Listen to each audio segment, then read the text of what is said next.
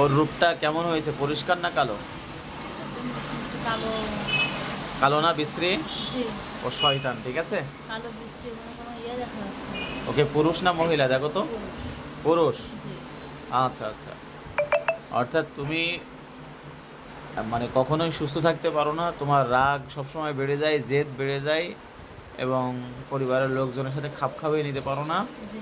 এটার পেছনে শুধু তোমার যে ব্রেনের সমস্যা বা শারীরিক সমস্যায় দায়ী না, জি। এটার পিছনে ওই বজ্জিনও দায়ী, যে তোমাকে প্ররোচনা দেয়, ধোঁকা দেয়, বিভিন্ন সময়ে তোমাকে হচ্ছে যে মানে রাগ জেদ এগুলো বাড়িয়ে তোলার চেষ্টা করে।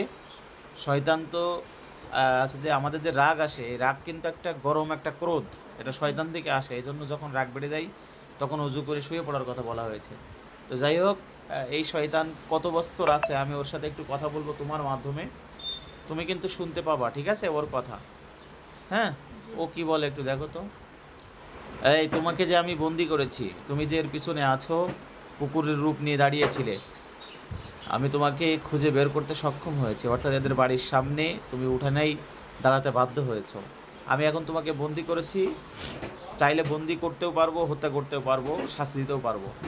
তো তুমি সত্য কথা বলো তো, এই মেয়েটার পিছনে, এই মেয়েটা একজন আলেমের স্ত্রী, একজন ইমাম সাহেবের স্ত্রী, এই মেয়েটার পিছনে তুমি কত বছর আছো, সত্য কথা বলো একবার।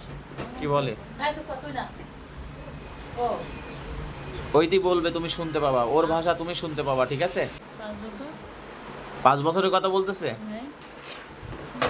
ও আচ্ছা, তুমি এটা শুনেছো নাকি না আন্দাজে বলছো? না। ও বলেছে জি। 5 বছর আছে এই মেয়েটার পিছনে। ও আচ্ছা আচ্ছা।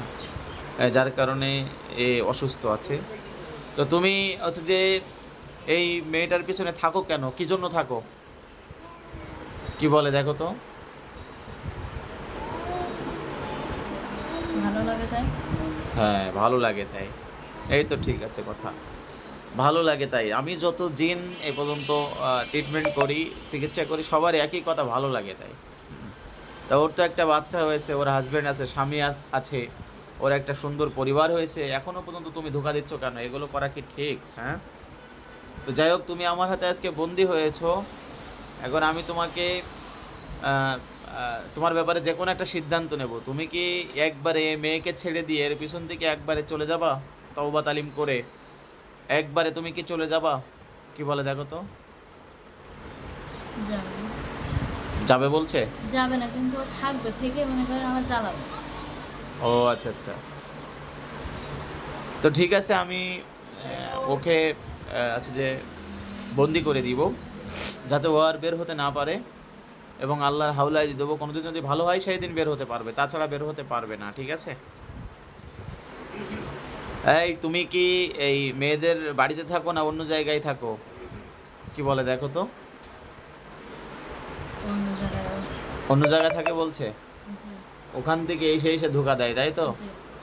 আচ্ছা, আসলে ও তোমাকে মানে মানে পছন্দ করে, এই কারণে আর ছোটবেলা অনেকবার থেকে ও লেগে আছে।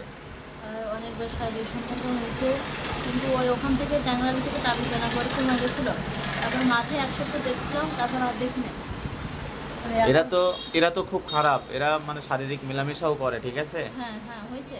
এই ঢাকায় আমি একটা রুগী দেখছিলাম এদিন, সেই সন্ধ্যাবেলা সে মেয়েটার স্বামীর রূপ নিয়ে এসে তার উপরে এমন অত্যাচার সন্ধ্যাবেলা করেছে, সে মেয়েটা লাস্টে মানে ঘাড় বেঁকে মনে করেন যে একটা অন্যরকম হয়ে গেছে। এই বজ্জিন সে বলছে আমি নিফাস অবস্থায় আছে, আমার বাচ্চা হয়েছে 1.5 মাস, আমি অসুস্থ আছি, আমাকে তোরা ছেড়ে দে। তাও সে ছাড়ে নাই। এরা এমন জাহেল। হ্যাঁ, এরা এমন জাহেল, এর সাথে এই মানে শারীরিক সম্পর্ক পর্যন্ত এই বজ্জিন করেছে আমার মনে হয়। করেছে। ওই তো। তো এখন একে আমি আহ, চাইছিলাম যে বন্দি করে দিব, চাইছিলাম বন্দি করে দিব, কিন্তু আসলে একে বন্দি করার দরকার নেই, একে মেরেই ফেলাই, ঠিক আছে। কারণ এ খুব খারাপ।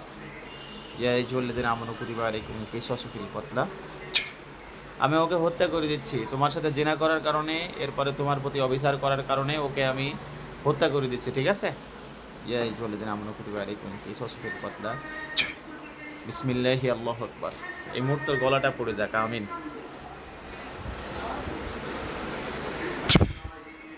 বিসমিল্লাহি আল্লাহু আকবার। এই দেখেন অজ্ঞান হয়ে গেল। এই দেখেন, দেখছেন? আমি জানি তো যে অজ্ঞান হয়ে যেতে পারে, কারণ এর যে প্ররোচনা আজ দীর্ঘদিন ধরে রয়েছে, এই প্ররোচনা দীর্ঘদিন থাকার কারণে কেটে গেছে, লাইন কেটে গেছে বলে এই অজ্ঞান হয়ে গেছে। যাই হোক, আমি ওকে এখনই হুঁশ ফেরাবো। এই মেয়েটা একজন আলেমের স্ত্রী, একজন হাফেজের স্ত্রী। তার একটা ছোট্ট বাচ্চা আছে, ওই যে বাচ্চাটা খেলা করছে, ওই দেখেন ছোট্ট বাচ্চাটা খেলা করছে। আল্লাহ তালা ওকে সুস্থতা দান করুক। সবাই দোয়া করবেন ইনশাল্লাহ, আল্লাহ যেন ওকে হেফাজত করে।